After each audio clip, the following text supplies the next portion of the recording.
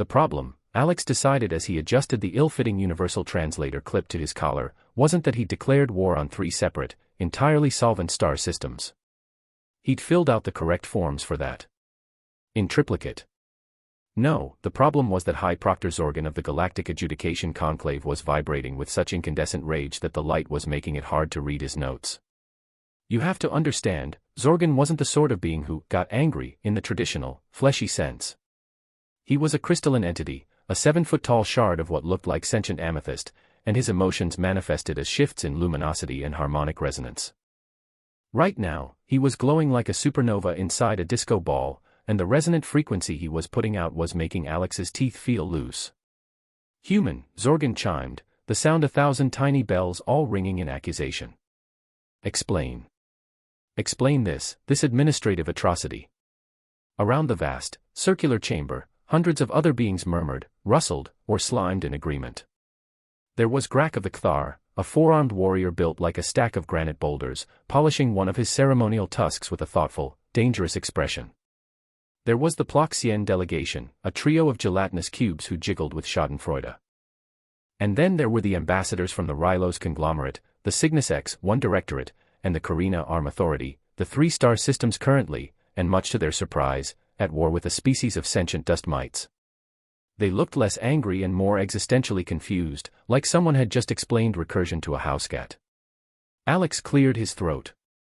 With all due respect, High Proctor, I believe the paperwork is quite clear.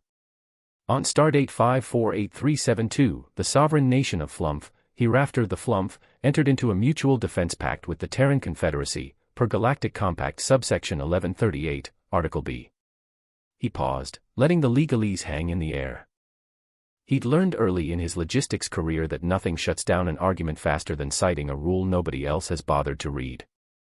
Subsequent to that, he continued, warming to his topic, acting as their duly appointed diplomatic liaison, I filed a formal declaration of hostilities against Omnicorp, Stellaris Ventures, and Megadrill Incorporated, citing their stated intent to commit Class A planetary destruction on the Flumph sovereign homeworld. Zorgan's light pulsed dangerously. You declared war on corporations. Yes, Alex said calmly. Which, according to the Corporate Sovereignty Accords of 34 Gamma, is a de jure declaration of war against their chartering stellar governments. I mean, it's right there on page 9412 of the appendix. You guys wrote the rules, not me. I just checked the right boxes. This is, I think you'll agree, a perfectly reasonable explanation. But to understand how a junior logistics coordinator from Cleveland ended up as the legal architect of the weirdest war in galactic history, we need to rewind a bit. Not too far. Just 3 weeks, to a forgotten moon orbiting a gas giant nobody cared about. The moon in question was designated DM-7, which stood for Dull Moon 7. Galactic surveyors are not, as a rule, poets. Alex had been assigned there to oversee the decommissioning of an old atmospheric sensor array. It was a punishment, really. Not a formal one, just the kind of soul-crushing, dead-end assignment your boss gives you when you point out that routing all of your sector shipping manifests through a single, unfirewalled server is, and this is a direct quote, a numerically spectacular bad idea.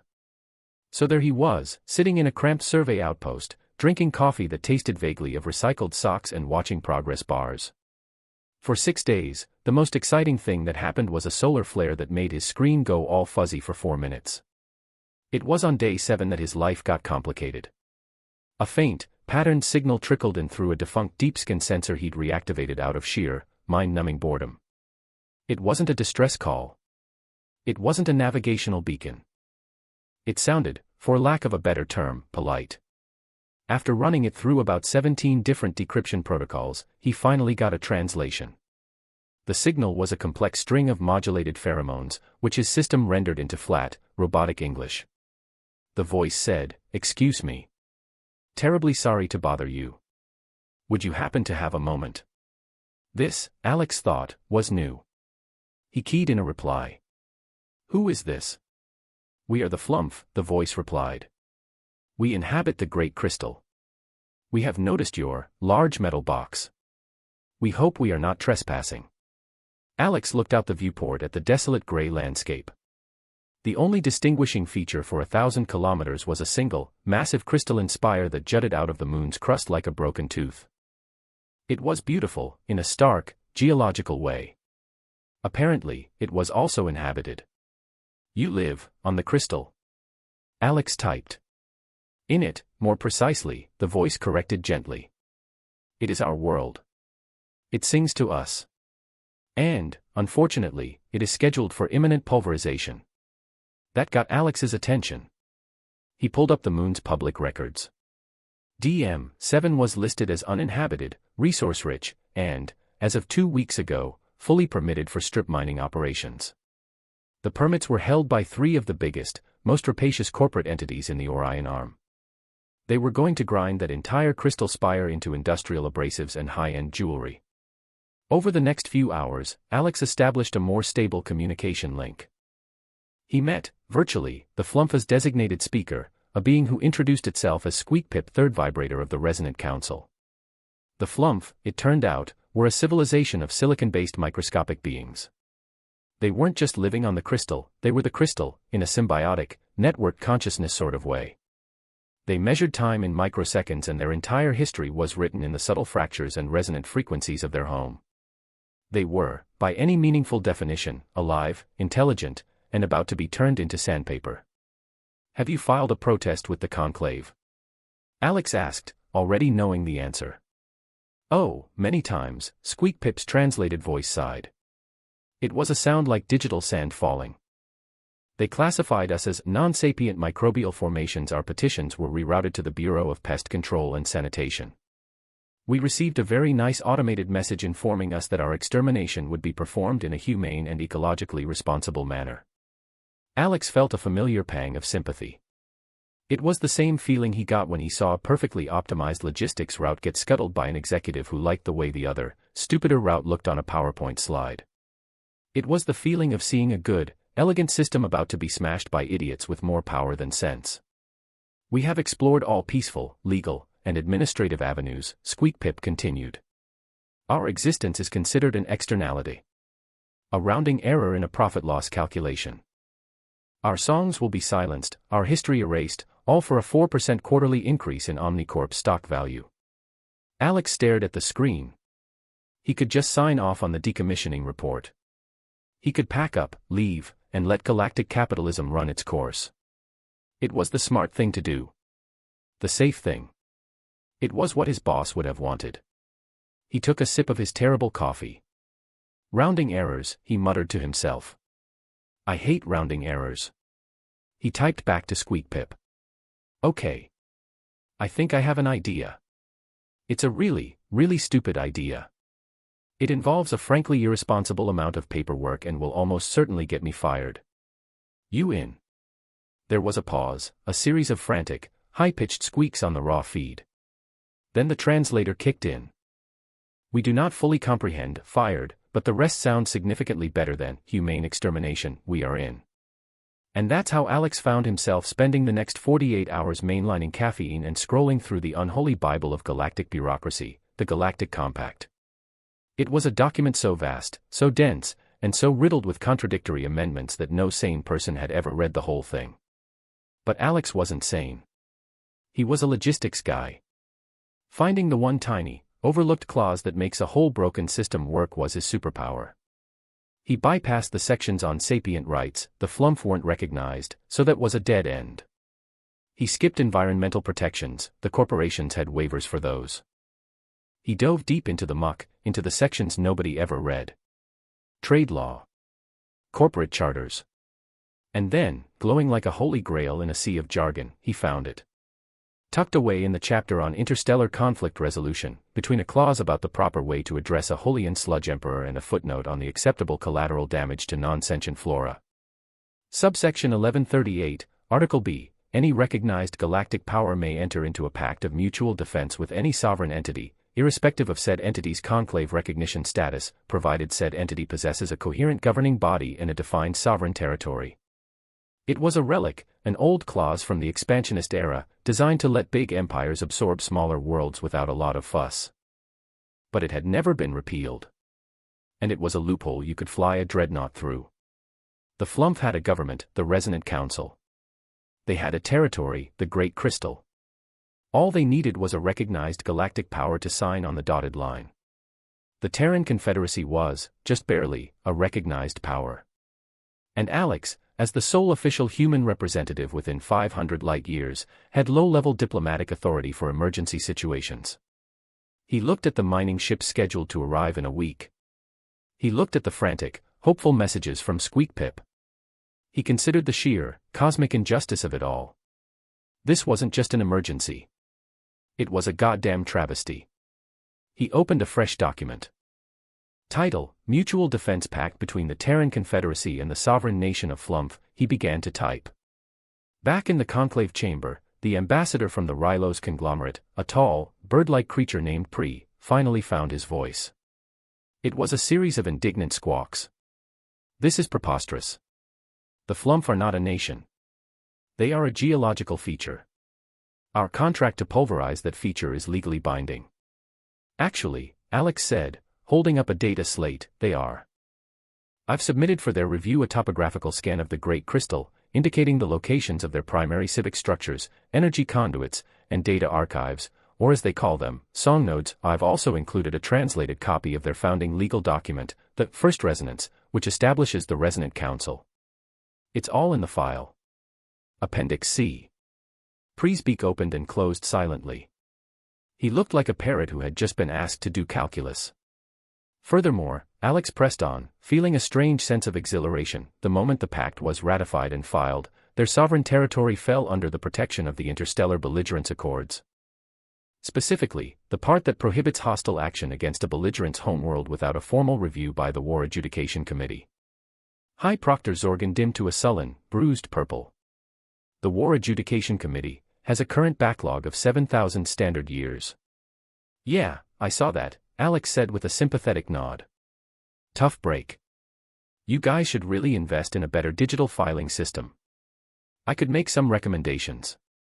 This was the core of his plan. He hadn't started a war to be won with ships and lasers. He'd started a war to be won with committees and subcommittees. He'd weaponized boredom.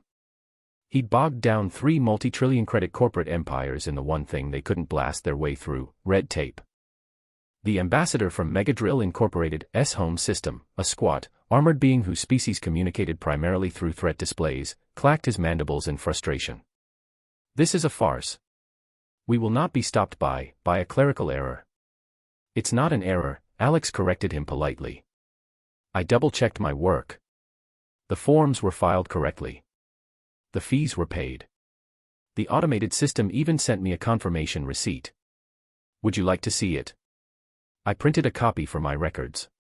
This was, perhaps, a step too far. The Megadrill ambassador rose to his full, intimidating height, his carapace plates rattling. Human. You are trifling with forces beyond your comprehension. It was Grak of the Kthar who intervened. The massive warrior unfolded his 4 arms and stepped forward, placing a hand the size of a dinner plate on the smaller ambassador's shoulder. He is not trifling, Grak rumbled, his voice like grinding stones. He is complying. Obnoxiously. And with meticulous precision, Grak turned one of his massive, horned heads to look at Alex. There was no warmth in his gaze, but there was something that looked disturbingly like professional respect. You have forged a weapon out of bylaws. It is unorthodox. But not without a certain brutal elegance. The Ploxian delegation jiggled in what might have been horrified admiration. The days that followed were a masterclass in bureaucratic warfare. Alex, now officially designated the human emissary to the Flumph war effort, was given a small office in the diplomatic sector. It was little more than a closet, but it had a terminal with full access to the galactic legal archives. It was like giving a pyromaniac a library card to the Library of Alexandria, if the library were made of gasoline-soaked legal pads. His first act of war was to file a motion for discovery. A very, very broad motion for discovery. He requested, under the rules of inter-system belligerence, subsection 42C, all internal documents from Omnicorp, Stellaris Ventures, and Megadrill pertaining to their planned operations on DM-7. Their legal teams laughed. They sent back a heavily redacted 1-page summary. Alex filed a countermotion, citing a precedent from a 4,000-year-old trade dispute between 2 gas-based life forms. The precedent stated that, in a state of war, all strategic intelligence, including but not limited to logistical, operational, and financial data, must be made available to the opposing belligerent for the purposes of assessing tactical vulnerabilities. The corporate lawyers stopped laughing. They sent him 20,000 pages of technical specifications, environmental impact reports, and financial projections. All of it, of course, was written in the most impenetrable corporate speak imaginable. They thought they were burying him.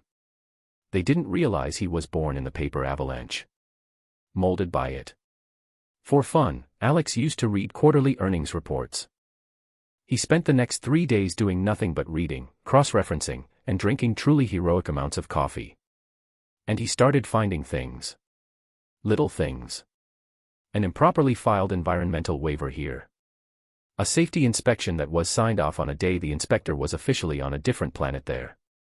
He found out that Omnicorp's primary drilling laser had failed its last 3 performance reviews, that Stellaris Ventures was using a navigation software known for a 0.02% chance of spontaneously trying to fly into the nearest star, and that Megadrill's entire corporate structure was technically in violation of anti-monopoly laws that hadn't been enforced in centuries. For each violation, he filed a formal grievance with the conclave. Each grievance had to be reviewed, assigned a case number, and put in a queue. He was generating paperwork at a rate that was causing a noticeable dip in the local sector's power grid. The 3 corporations were hemorrhaging money. Their legal departments were working triple shifts. Their stock prices were beginning to wobble as investors got nervous about this bizarre, unwinnable, and increasingly expensive war. A headline in the Financial Pulsar read, "Goliaths bogged down in legal quagmire with dust." Meanwhile, Alex was in constant communication with his new allies.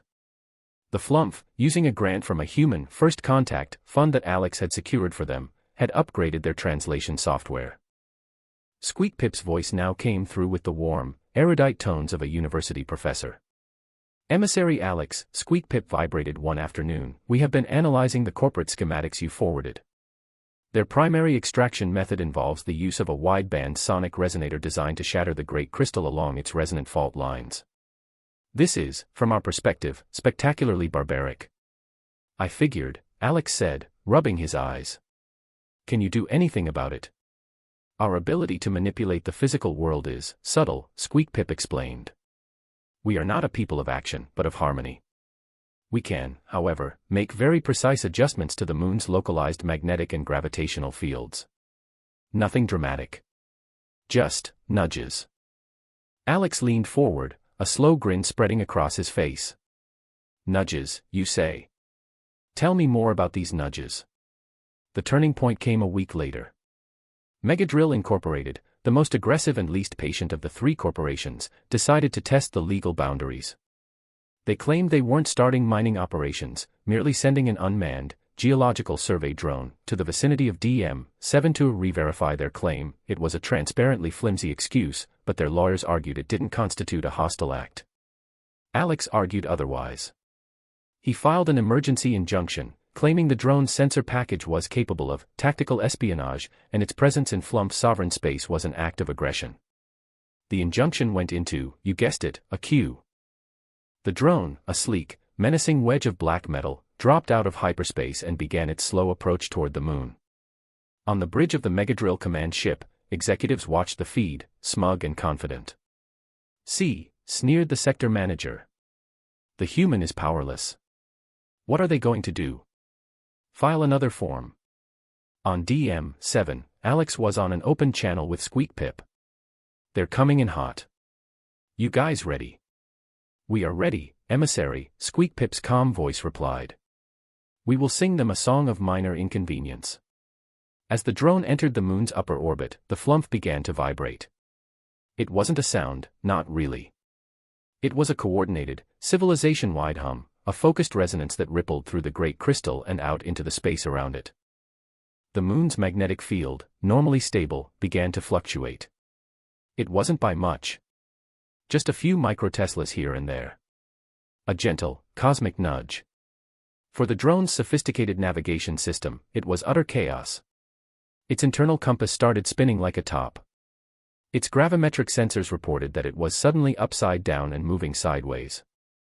The AI pilot, faced with a set of physics that flagrantly violated its core programming, had what could only be described as a digital panic attack. It tried to correct its course. Then it tried to overcorrect. At that exact moment, the luxury liner Starlight Serenity was cruising past on its scenic tour of the gas giant's rings. It was owned by the Gleep Mercantile Fleet, a species known throughout the galaxy for two things: their fabulous wealth and their terrifyingly litigious nature. A Gleep would sue his own reflection for copyright infringement if he thought he could make a profit. The Megadrill drone, flailing wildly, wobbled directly into the liner's path. The collision wasn't catastrophic. It was more of a bonk. The drone's antenna scraped a long, ugly gash across the Starlight Serenity's impeccably polished chrome hull, right over the first-class observation lounge. On the Megadrill bridge, the sector manager's smug expression melted into pure, abject horror. Within an hour, Megadrill Incorporated was hit with a lawsuit that made the war declaration look like a parking ticket. The Gleep weren't just suing for damages to the ship. They were suing for emotional distress to their passengers. They were suing for loss of potential tourism revenue. They were suing for defamation of hull integrity. They were suing for so many different things that their legal filing had to be delivered on a dedicated cargo freighter. The news hit the galactic net like a thunderclap. Megadrill's stock didn't just wobble, it plummeted. The other two corporations, Omnicorp and Stellaris Ventures, watched in horror. They saw the writing on the wall. This wasn't a war they could win. Alex hadn't just made it expensive to mine DM-7, he'd made it an existential risk. He was a legal black hole, and they were caught in his event horizon. 24 hours later, Alex received 3 simultaneous, frantic messages. All 3 corporations were formally and unconditionally withdrawing their mining claims. They wanted peace. The peace treaty signing was a quiet affair, held in the same conclave chamber where Alex had been scolded just weeks before. High Proctor Zorgan presided, glowing a soft, neutral white that Alex suspected was the color of grudging acceptance. The corporate representatives looked haggard and defeated. Alex sat at a table by himself, representing the victors. The terms were simple. The corporations would relinquish all claims to DM-7 in perpetuity. The moon would be redesignated as a galactic heritage site, protected from all future development. And there is the matter of reparations, Alex said smoothly, sliding a data slate across the table. The corporate lawyers flinched. The Flump don't want money, Alex explained. First, they want a new, state-of-the-art translation and communication array, so they never have to beg for help again. Second, they require the establishment of a perpetual trust, funded by you 3, to maintain the heritage site status and fund scholarly research into their unique method of existence. Think of it as an educational grant. The lawyers exchanged grim looks and signed. The war was over. It had lasted 22 days, involved 0 casualties, and had been won entirely through the aggressive application of administrative procedure. Back in his tiny office, Alex was packing his bag when Grak of the Kthar appeared in the doorway, ducking his massive head to fit. The warrior held out one of his 4 hands. In it was a small, intricately carved Kthar token. For the human, Grak rumbled. Acknowledgement of victory. My people sing songs of glorious battle, of fleets clashing in the void. I do not think they have a song for this. But perhaps they should. Alex took the token. Thanks. It was mostly data entry, really. Grak let out a short, barking laugh. The most devastating warriors are not those who break shields, but those who break wills. You have broken the will of 3 empires with nothing but rules. It is a terrifying thing to behold. He gave a short, formal bow and left. Alex's final debriefing with his own boss was, predictably, awkward. Supervisor Thistle, a man whose ambition was matched only by his complete lack of imagination, stared at Alex from across the hyperspace link. Let me get this straight, Miller, Thistle said, pinching the bridge of his nose.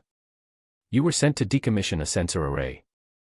Instead, you made first contact with a new species, illegally signed a military treaty on behalf of the entire human race, declared a multi-system war, crashed the stock market of a major industrial sector, and then single-handedly negotiated a peace accord that establishes a new galactic park. I also finished the decommissioning report, Alex offered helpfully. It's in your inbox. Thistle was silent for a long time.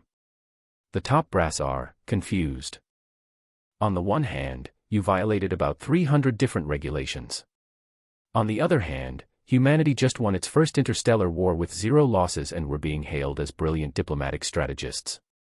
The Kthar want to open a military exchange program with our logistics department. The logistics department, Miller. Glad I could help, Alex said with a shrug.